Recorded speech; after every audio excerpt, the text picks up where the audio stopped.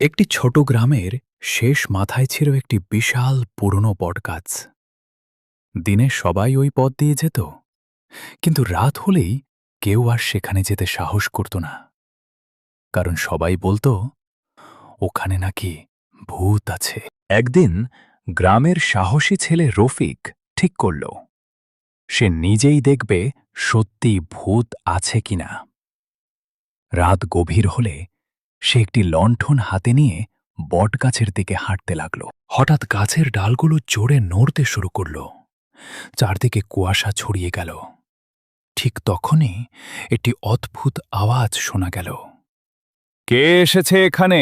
হঠাৎ গাছের ডালগুলো জোরে নড়তে শুরু করল, চারদিকে কুয়াশা ছড়িয়ে গেল। ঠিক তখনই একটি অদ্ভুত আওয়াজ শোনা গেল। কে এসেছে এখানে?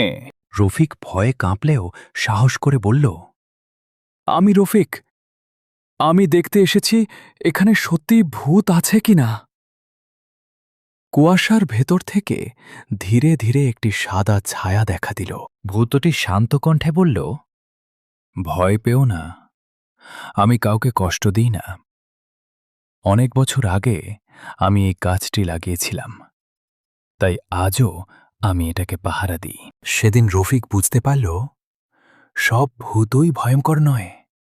কিছু ভূত শুধু তাদের প্রিয় জিনিসকে রক্ষা করে। সব কিছু না জেনে ভয় পাওয়া ঠিক নয়।